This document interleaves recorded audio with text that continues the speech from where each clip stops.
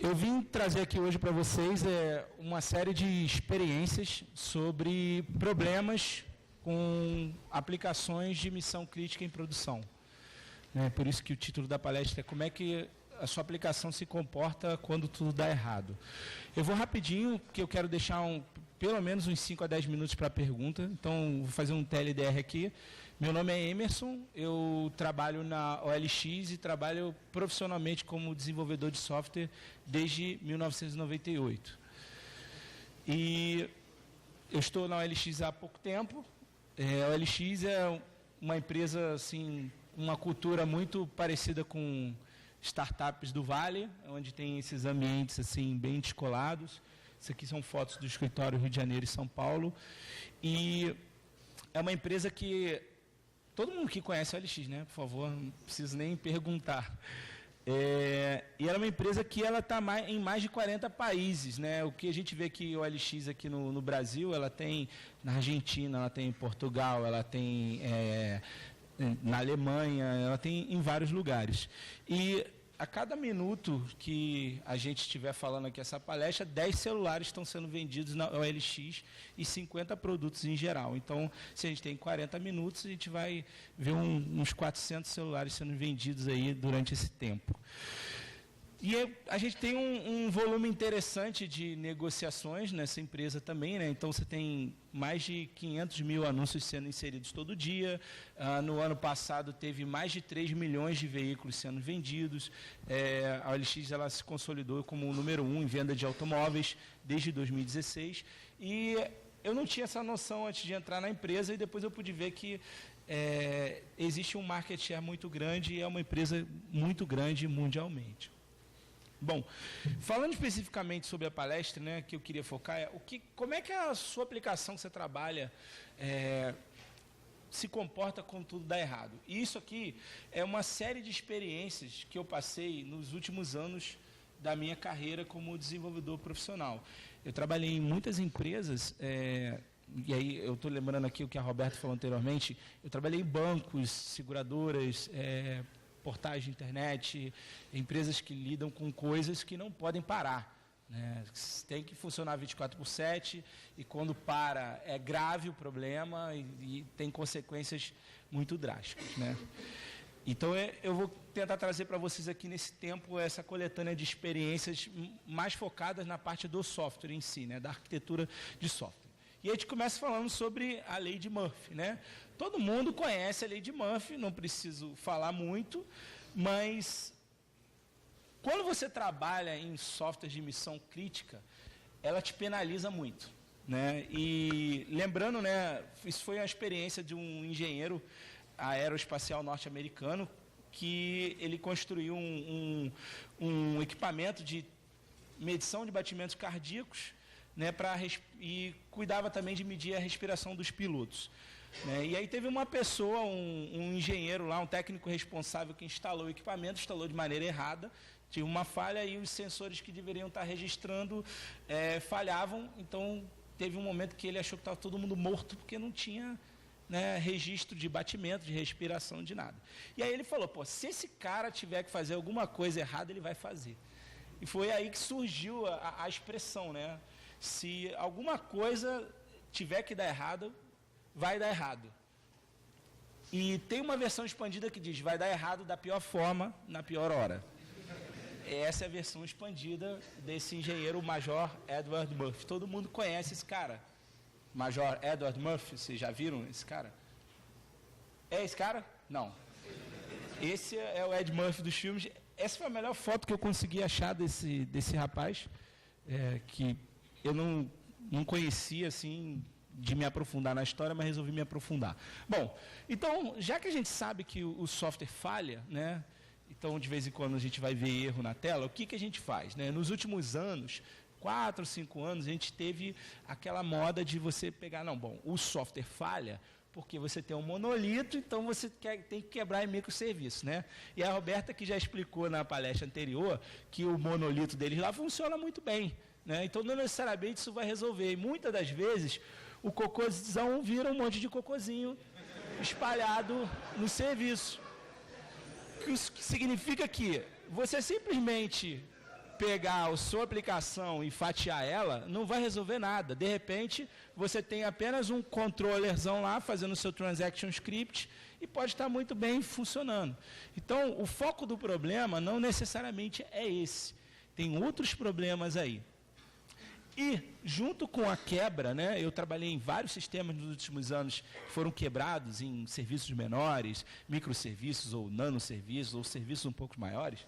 E todo mundo que está trabalhando em empresas que tem isso, e essa minha experiência recente está muito em cima dessa parte, tem que se atentar sobre as 8 falácias da computação distribuída, né? Porque aí você começa a ter outros problemas.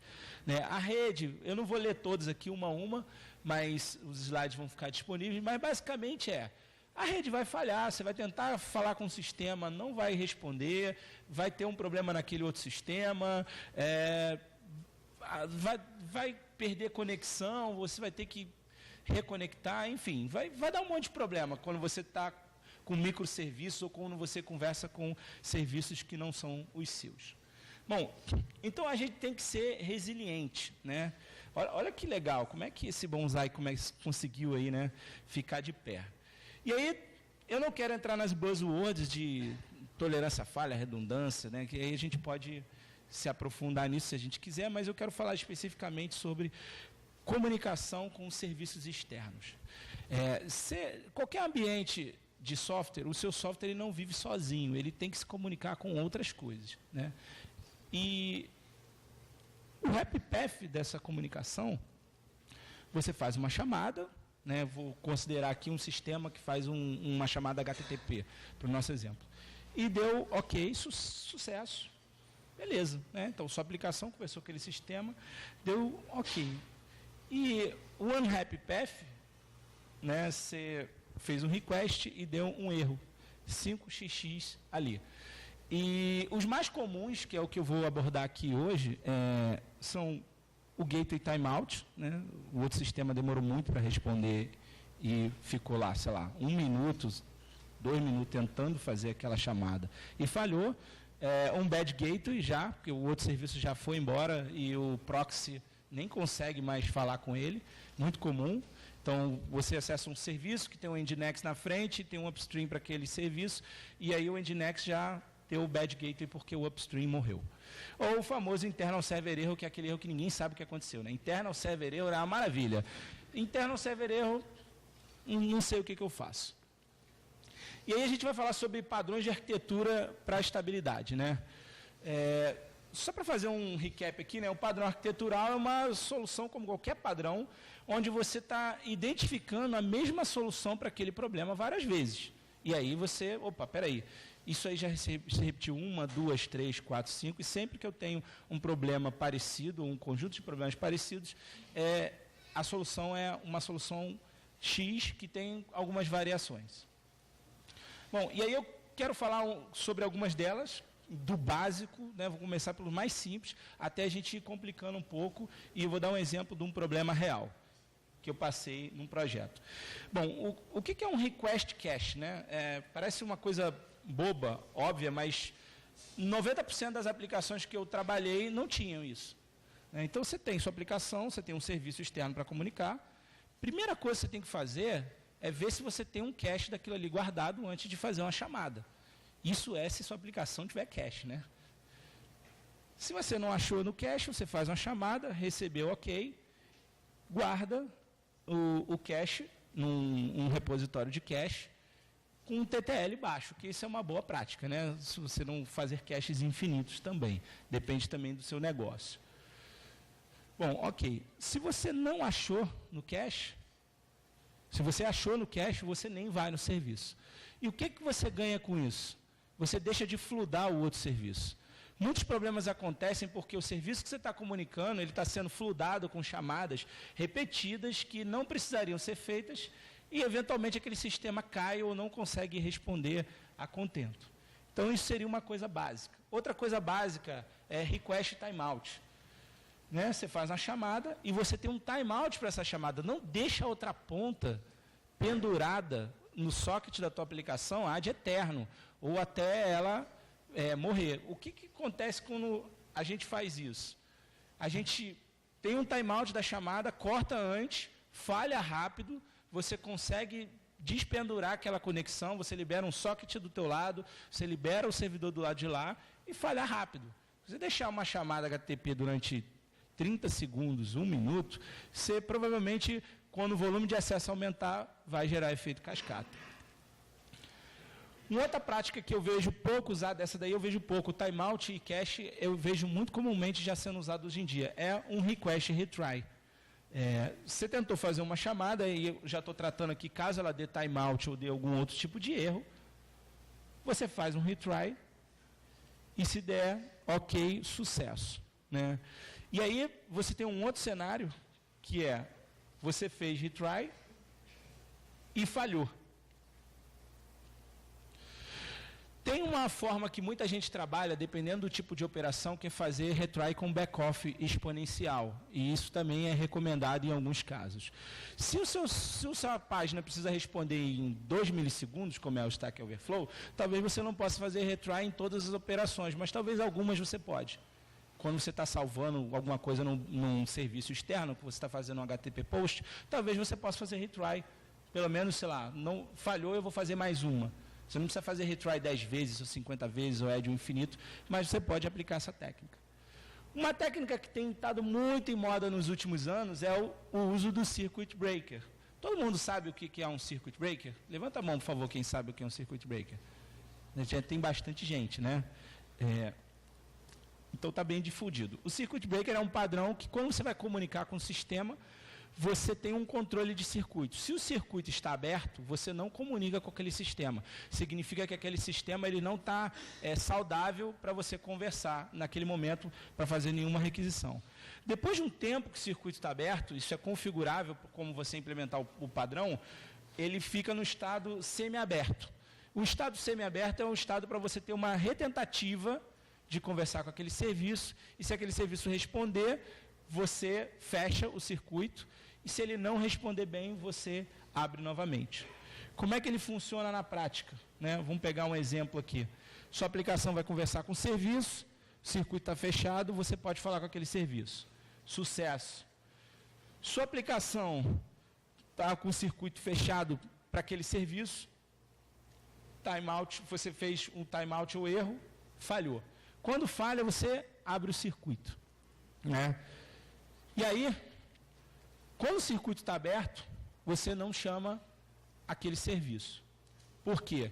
Quando o serviço está falhando e o circuito está aberto, é para você não continuar chamando de novo, para não piorar aquele serviço, para você dar um tempo para ele se recuperar. Né? Senão ele não consegue se recuperar porque vira um DDoS. Né? Tem vários sistemas, teoria básica, tem vários sistemas que estão comunicando com o mesmo sistema e aquele sistema está prejudicado na performance, se todo mundo continuar chamando, ele nunca consegue se recuperar. E aí o circuito meio aberto, deu um erro, um timeout, falhou, ele abre de volta. E aí eu vou passar rápido aqui pelas transições, senão não vai dar tempo. Meio aberto deu ok, sucesso, fechou o circuito, tudo ok. Beleza. Até aí, eu estou indo no básico, até um pouquinho mais para frente, que é o circuit breaker, que é para você tentar não chamar um sistema que está prejudicado. Mas aí, eu pergunto, o que a gente faz nessa hora? Eu tentei fazer uma chamada, eu não tinha cache, eu tentei fazer uma chamada, essa chamada falhou, eu fiz retry, abri o circuito, estou com o circuito aberto, o sistema está fora.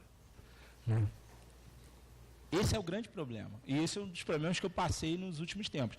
Você implementa os padrões para você não continuar derrubando os outros sistemas e para os sistemas se recuperarem, tudo bem. Mas e quando está fora do ar mesmo e você está ali com o circuito aberto, o sistema lento, não está respondendo todos os serviços ou alguns serviços que você precisa se comunicar? O que você faz? Né? Uma vez, eu fui numa conferência onde um cara fez uma analogia que eu achei interessante, eu queria trazer aqui. Você tem uma loja de conveniência, é o dono de uma loja de conveniência.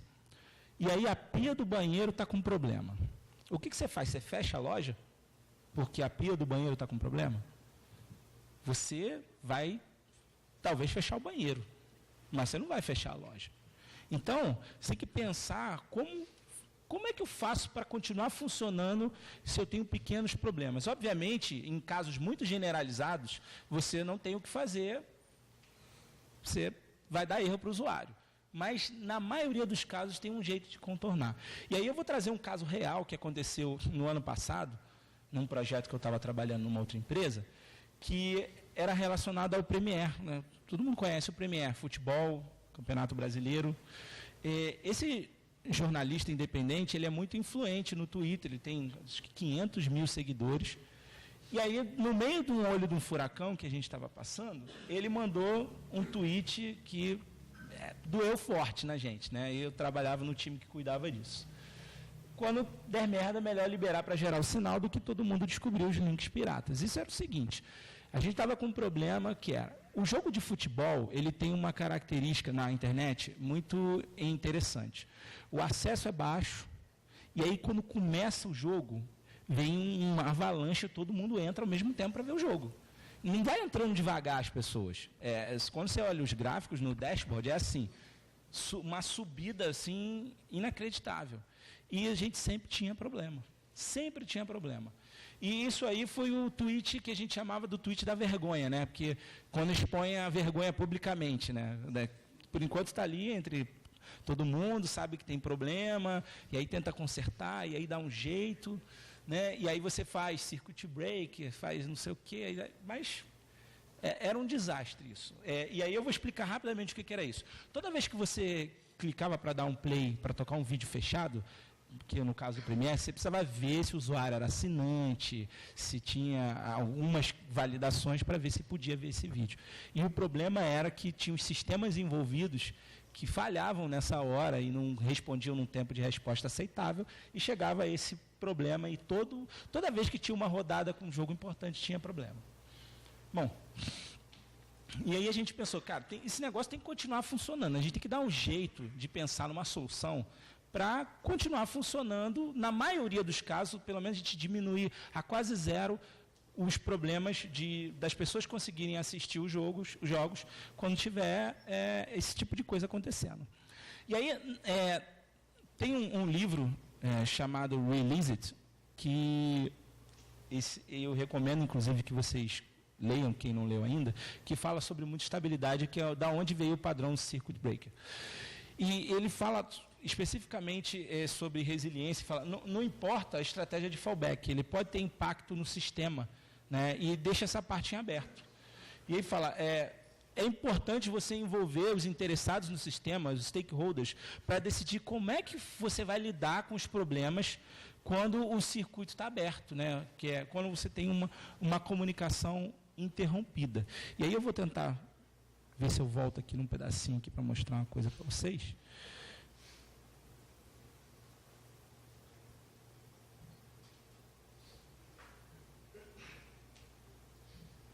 Eu mostro depois no final.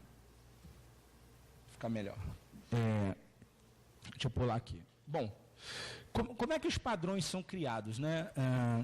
Que aí vem a questão que foi falada na palestra anterior, de às vezes você reinventar a roda, tentar pensar de resolver o mesmo problema de outro jeito, né? E que todo mundo conhece essa imagenzinha da fábrica, né? Na verdade, ninguém cria um padrão, né? Você descobre um padrão que já existe e, eventualmente, você documenta aquilo ali, escreve, e aí tem pessoas que publicam livros, enfim. Você vai vendo um problema e vai sendo repetido. A primeira vez que eu li um livro de Design Patterns, foi aquele do Gang of Four, né, o Design Patterns clássico. Eu achei um livro muito bom e eu percebi que alguns padrões dali eu já conhecia, mas eu não sabia que tinha um nome. Né? Eu não sei se quem já se pegou nessa situação. Você lê um livro sobre design patterns e fala, pô, mas isso aqui eu já fiz várias vezes. Ah, legal, o cara empacotou aqui, botou num livro, deu um nome bonito para isso e fica fácil das pessoas conversarem.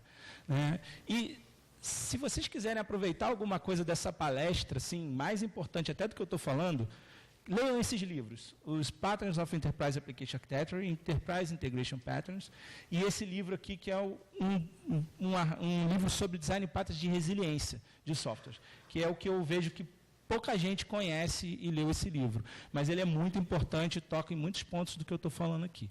Beleza. Dado aquele problema que aconteceu do Premiere, eu comecei, junto com as pessoas que trabalhavam comigo, a pegar experiências passadas sobre resoluções de problemas parecidos, né? E aí a gente conversou lá e tentou definir um padrão para resolver esse tipo de problema, porque a gente já estava fazendo várias vezes. Isso, obviamente, depois que a gente resolveu, né? E aí, ousadamente, a gente tentou chegar num nome, né? E a gente chamou de backup battery, né, para esse problema. O que é isso, né? Eu vou apresentar isso para vocês aqui, que a gente tem feito nos últimos, 3, 4 anos. É uma fonte de energia quando você tem uma energia primária fora, não está no ar, que é basicamente isso aqui, né? Aquelas bateriazinhas que você carrega para botar no teu celular, quando você não tem bateria, dá até para botar no notebook. Eu tenho uma exatamente igual aquela ali, né? Eu já usei notebook com isso aí, e funciona, porque a carga ali é boa, né? Então, a ideia é o seguinte: você tem a tua fonte principal de energia, que é aquele sistema, e aquele sistema está fora do ar, é você ter uma energia de backup própria que não falhe, que tenha uma vida útil mais longa, para poder te segurar enquanto aquele sistema está fora. E como que isso funciona na prática, né? Então, você tem o teu sistema, você vai conversar com aquele serviço deu ok, e aí você tem duas formas de fazer isso. Você pode estar com aquela bateria já carregada, ou você pode carregar aquilo com informações que você está conseguindo consumir como ok. Então, você pode carregar como se fosse um cache, mais de longa duração, aí eu já estou falando de implementação, com um TTL mais longo. Por exemplo, 2 horas, 3 horas eu vou guardar aquela informação, 4 horas. E eu só vou usar aquela informação quando falhar. Eu não vou usar para não chamar o sistema, né? Então, se aquela chamada falhar, eu uso aquela informação. E aí, se eu não tiver, por exemplo, a bateria acabou, não tem o que fazer. O seu celular desliga, né? O seu notebook desliga. Então, essa é a analogia, né? Bom, ali está em verde pequeno, que é uma outra forma de fazer também, que eu já fiz algumas vezes, que é você ter um charger ali, que faz assíncrono em batch, que é você pegar e você alimentar aquela informação de bateria diariamente, ou a cada hora, ou a cada período, com informações que você pode usar para poder servir caso o sistema esteja fora. Então, dos problemas que eu já passei até hoje, eu encontrei essas duas formas de resolver isso. Carregando um repositório, e aí pode ser um banco de dados relacional, pode ser um Redis, pode ser o que fizer sentido para o problema de cada um. Teve um sistema que a gente colocou no MySQL, um conjunto de informações para servir de backup, porque não tinha um time to live, era eterno. Se o sistema que a gente precisasse conversar, um determinado sistema, tivesse fora do ar por 1 dia, 2 dias, a gente continuaria funcionando, porque era uma informação que a gente carregava assincronamente em batch e funcionava e resolvia o nosso problema. Bom, e aí, só para reforçar, a diferença de uma bateria de backup para um request cache é que o cache é uma informação que você confia, que ela está atualizada e que você vai guardar e reusar para evitar um overload daquele sistema que você comunica. Então, você usa ela antes. Uma bateria de backup você usa em casos de falha daquele sistema. Então, eu já implementei alguns casos onde a bateria de backup era apenas um cache de maior duração que eu usava depois.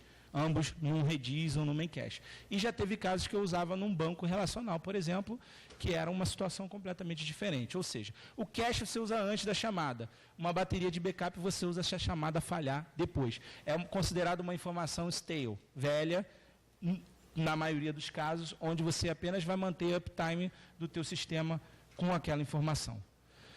O request cache tem que ter um TTL baixo e uma bateria de backup um TTL longo. Bom, misturando tudo, né? Todo mundo conhece esse carinha aqui, né? Que é o UPS, que é o famoso no-break, né? Só que esse termo só é usado aqui no Brasil, eu descobri isso há pouco tempo. Ninguém conhece no-break, só a gente. Né? Por mais incrível que pareça. O termo correto que é usado lá fora é o Uninterruptible Power Supply.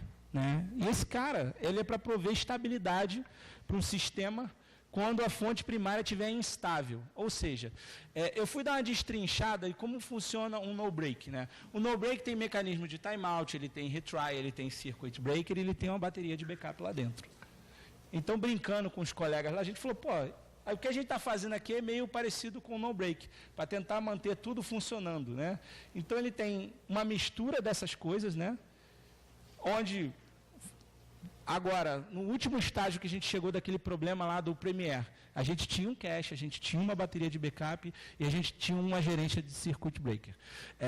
A maioria das implementações que vocês vão ver de circuit breaker, você mantém um estado na própria aplicação. Mas a gente caiu em problemas que a gente precisava ter um estado num lugar externo, porque a gente tinha muitos nós e às vezes um nó estava com o circuito aberto e os outros não. Então a gente continuava dando pancada no sistema externo que a gente comunicava e aí a gente continuava fazendo o fluid lá. Então a gente resolveu, em alguns casos você pode ter o seu estado do circuito guardado num Redis ou no Memcache ou em algum lugar, que facilita quando você tem muitos nós daquela aplicação. Então, misturando tudo junto, eu vou passar rapidinho, porque são várias transições. Você leu do cache, você não chama aquele sistema. Você não achou no cache, deu OK. Atualiza o cache e você pode, se quiser, usar aquela informação com um TTL mais longo num outro repositório para considerá-lo como uma bateria. E essa bateria também pode ser alimentada de forma assíncrona. E aí, se você deu um erro, um timeout, não achou, achou, né, na bateria, leu, não achou o cache, timeout, erro, não achou, fez o retry, deu OK, sucesso, atualizou o cache. Toda vez que você tem sucesso, você deveria atualizar o cache, deveria, mesmo que sua bateria seja carregada assincronamente, jogar aquela informação lá, porque é a informação mais nova que você tem. Então você vê que você começa a ter uma estrutura que ela é complexa, mas ela te garante resiliência e uptime. E aí eu vou passar rapidamente aqui, quanto tempo eu tenho? 10 minutos? 5 minutos? 13? Ótimo, então dá tempo. Fez o retry, falhou. Né? Abriu o circuito. E agora? Nesse caso aqui, né, você chegou num ponto onde, de fato, você falhou, que é, você não tinha cache, deixa eu voltar aqui rapidinho, já que eu tenho um pouquinho mais de tempo. Você não tinha cache, você fez a chamada falhou, você não tinha na bateria guardada, e aí você ainda fez um retry e falhou. Aí você chegou àquele último estágio que eu não tenho mais o que fazer. Mas repara que a gente criou várias possibilidades antes de falhar, você diminuiu bastante, ao invés de você falhar na primeira tentativa errada, criou-se outros mecanismos para evitar essa falha. Você ficou bem mais resiliente. Aí abriu o circuito, né? Circuito aberto, se a bateria for carregada assincronamente em batch, com circuito aberto você pode eventualmente ter alguma coisa lá e servir, ou seja, agora nem sempre quando o circuito está aberto, você falha a chamada. Se você tiver com aquela bateria sendo carregada em background, ela pode ter uma chamada com sucesso. E aí, um caso onde não tinha cache, o circuito estava aberto e a bateria não estava carregada, falha. Esse também é um cenário de falha. Né? E aí eu vou passar aqui rapidinho, circuito half open, OK, fechou o circuito, carregou o cache, carregou a bateria. E aí um último caso aqui, o circuito half open e deu timeout erro, e achou também a bateria, sucesso. Né? Então você começa a ter vários cenários onde você tem mais sucesso do que falha. E aí quais foram as lições aprendidas? Né? Depois eu vou deixar os slides aqui para vocês. A primeira lição é ter métricas. Uma das coisas que me impressionou agora na minha entrada na OLX um tempo para cá, é que existe métrica para tudo. Tudo que você pensar lá tem métrica. E a Roberta falou aqui de medição também, de performance, tempo de resposta, satisfação do usuário. Tem várias coisas que você pode medir de várias formas. Então, a gente tem métrica lá da satisfação dos usuários na App Store e na Google Play Store. A gente tem métrica de satisfação do usuário após ele concluir a criação de um anúncio e várias outras coisas. E não importa se você usa um Grafana, se você usa um outro dashboard, não importa. Né? Isso aí é um exemplo do dashboard de medição de como é que estava a nossa resiliência para cada um dos sistemas que estava ali embaixo, quando eles falhavam. Né? E quantos por cento a gente estava servindo de uma bateria daqueles sistemas ali, e quando estava baixo era porque o sistema não estava falhando e a gente não estava servindo. Mas tem que ter métrica. Se você não tiver métrica, você não sabe como é que o teu sistema está se comportando e, principalmente, como é que está a experiência do usuário, porque não é só métrica de tempo de resposta e quantidade de erro, mas métrica também relacionada a servir as coisas para o usuário. Segunda lição, não confie em ninguém. E parece assim meio anticolaborativo isso, mas na verdade não é. O teu sistema, ele tem que confiar no teu próprio sistema e desconfiar de todos os outros sistemas. O que isso significa? Isso aqui, que eu coloquei nos primeiros slides lá, que é: não importa o que a gente faça, o que o outro time faça. Tem times que trabalham do meu lado, onde eventualmente o meu sistema vai falhar para a chamada dele, o sistema dele vai falhar para as minhas chamadas. E isso não é porque o pessoal do outro time que você chama o serviço é incompetente ou não sabe fazer direito, não tem nada a ver com isso. Tem a ver com problemas acontecem e eles vão continuar acontecendo. Não importa o que você faça, eles vão continuar acontecendo. Então a ideia é reduzir os problemas ao máximo. E para isso existem técnicas e formas e padrões que a gente vai enfrentando ao longo das empresas que a gente trabalha, dos projetos que a gente enfrenta, que a gente tem e dos livros que a gente lê, como eu falei para vocês, que a gente tenta aplicar no dia a dia para evitar esse tipo de problema. E aí, como você trabalha em sistemas de missão crítica que não podem parar, né, como, por exemplo, é muito feio você tentar, que é um assinante, tentar ver um streaming online e não conseguir. Não imagina, todo mundo aqui usa o Netflix, né? Eu acredito. Imagina se você ficar meia hora sem conseguir ver o Netflix à noite na hora que você quer ver. É um desespero coletivo, né? A galera corta os pulsos e não sabe o que vai fazer. Porque, né, imagina lá, Netflix, olha agora, vai lançar a nova temporada de Altered Carbon. Aí você vai lá, agora, não toca, não dá play, não vai. Não vai. De vez em quando dá erro no Netflix, você tenta dar play, dá um errinho. Mas é muito de vez em quando. Porque eles foram tunando para diminuir os problemas até eles ficarem o mínimo. Né? E eles acontecem. Então não confie em ninguém. Quem confia no seu taco não se preocupa com a jogada do adversário. Seja resiliente para tudo. Né? Olha que exemplo bacana. Os usuários são o foco. Eu acho que uma coisa que às vezes a gente peca muito como desenvolvedor de software é se preocupar somente na parte do código. Ah, não, meu código está bonito, meu código está legal, meu código está arrumado, eu fiz aqui um circuit breaker, mas aí quando dá erro. Deixa dar erro.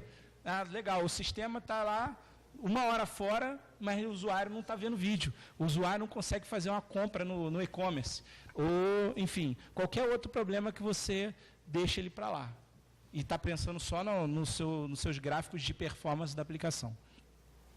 Depois que a gente fez tudo isso, contando esse caso específico do Premiere, a gente recebeu o tweet do agradecimento, né? Meu Premiere voltou. E engraçado que esse caso foi um dos últimos casos que eu trabalhei resolvendo problemas de resiliência de software, principalmente voltado para a questão do usuário, né? Não só do software como tecnologia. Esse foi um dos últimos casos. E esse projeto especificamente, depois que a gente deu uma focada para resolver os problemas de arquitetura, de resiliência, nunca mais deu problema. Nunca mais. Deu problema, que eu digo, problema grave, né? Em momentos de muito acesso no jogo de futebol, dá problema e ninguém conseguia acessar. Continua dando os probleminhas, tipo Netflix. De vez em quando, você entra em algum daqueles fluxos lá que eu dei de exemplo, onde, ok, eu cheguei num fluxo aqui que não tinha o que fazer, realmente tem que falhar, e aí, eventualmente tenta de novo e funciona. acontecia. E por último, ser criativo e encontrar as soluções, né? Pensar um pouco fora da caixa, tentar entender, ler bastante os livros. Não encontrou um padrão? Crie seu próprio padrão. Tenta identificar nas coisas que você está fazendo e nos problemas que as pessoas passaram, se não existe um outro jeito de resolver aquilo ali. Eventualmente aquilo não é um padrão, um design pattern. É uma coisa que você vai descobrindo ali. Né, para chegar até esse pensamento de que existe uma forma de você ter uma bateria de backup para um sistema, foram muitos anos resolvendo problemas parecidos até chegar nesse ponto. E aí, sobre ser criativo, eu queria fechar aqui com um videozinho, né? Todo mundo conhece a lei de Murphy aplicada à manteiga ou à geleia, certo? Qual é? A geleia sempre cai para baixo. E o gatinho, gente, nada contra os gatinhos. Eu tive uma gatinha pequenininha, a Roberta mostrou os bichinhos dela, que ficou comigo dos 5 anos de idade até eu fazer 21, e ela morreu de velhice. Então eu tenho um amor muito grande pelos bichos. Isso aqui é só uma brincadeira. Né? E aí tem uma teoria que se você botar a manteiga para cima e o gato para baixo, não se sabe o que vai acontecer. Né?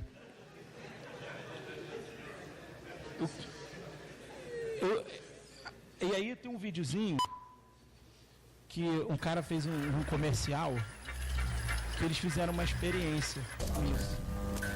É comercial para anunciar um produto.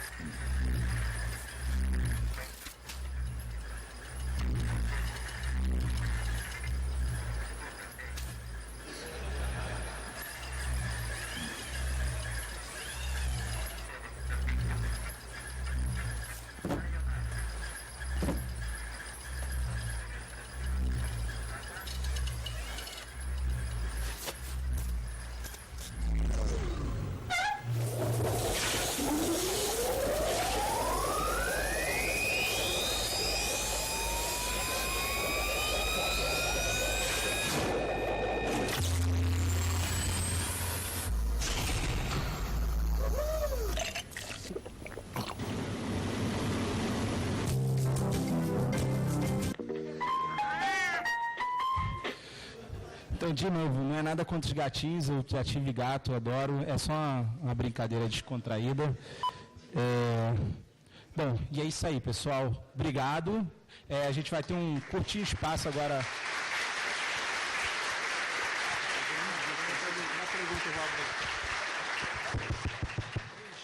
Oi, bom dia.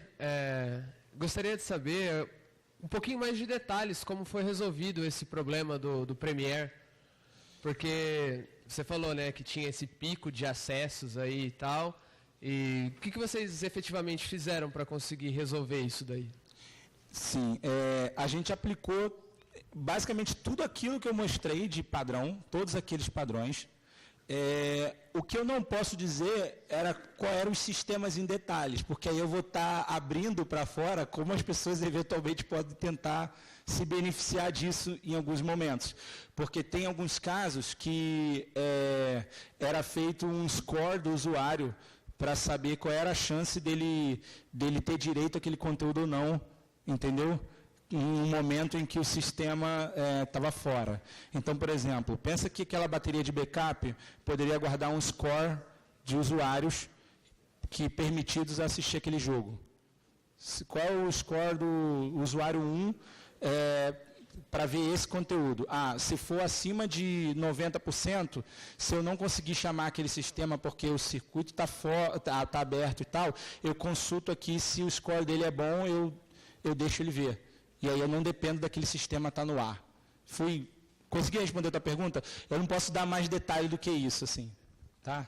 Mas acho que ficou claro, né?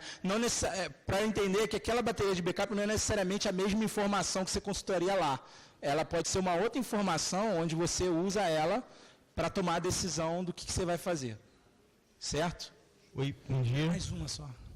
Obrigado, você acabou respondendo a pergunta. Fala só um pouquinho mais alto. Você acabou respondendo a pergunta porque eu pensei que você fez uma autorização de segundo nível. Pensando num cartão de crédito, você fez uma autorização pré daquele caso e você saberia pelo ranking que tipo de autorização você queria dar. Nesse sentido, quantas pessoas, então, passaram indevidamente na sua autorização ou você nega todas? Não, então, tudo depende do negócio. Pensa o seguinte, você tem um produto, muitos produtos, o sucesso deles são baseados na satisfação do usuário. Né? Então, tirando instituições financeiras, que é tipo assim, eu não vou deixar fazer uma compra que você não pode, né? Quando eu não tenho certeza que você pode, que é o score que você falou, né? Por exemplo, tem cliente de cartão de crédito que mesmo quando você não tem limite, você consegue fazer uma compra, outros clientes não conseguem. Porque o score é positivo, você tem um histórico, você nunca atrasou uma fatura, tudo isso é score, né? Eu já trabalhei em sistema de risco de crédito para banco e tinha isso, você fazia tinha um modelo matemático para calcular o risco de crédito. Acho que você está entendendo onde eu quero chegar, né? Isso, exatamente. Então é por aí. Tem certas coisas que você pode fazer, tem certas que você não pode. Por exemplo, no caso de jogo de futebol, o que é melhor? Eu eventualmente deixar um usuário ou outro ver o jogo, que eu não vou ter prejuízo nenhum, ou eu começar a negar metade dos usuários? É melhor eu ser pró-usuário, porque eu não tenho um benefício, diferente de eu, de repente, conceder crédito alto para 100 pessoas que não poderiam ter crédito. Então, vai depender do negócio, muito a estratégia. Por isso que tem aquele coach do livro que ele fala, é muito importante você envolver os stakeholders para conversar com eles, para saber o que você pode fazer, o que você não pode fazer, e aí você bola no software uma solução para não ter prejuízo para a empresa, sempre pensando em beneficiar os clientes, os usuários. Beleza? Show, gente. Obrigado. Pessoal, eu sei que tem mais perguntas, aqui o nosso tempo está bem apertado. Vamos fazer o seguinte, o Coffee Break é o melhor momento que vocês vão ter para trocar ideia com os palestrantes. O coffee vai ser agora. Tá. E aí a gente vai lá e troca ideia e tudo mais, troca figurinhas, etc. Eu vou jogar 2 agendas para vocês, já que não tem tempo mais para perguntas, e ele que fez uma pergunta vai ganhar a agenda e a caneta, e o rapaz lá a camiseta. Tá? Fechou. Obrigado, gente. Valeu. Obrigado.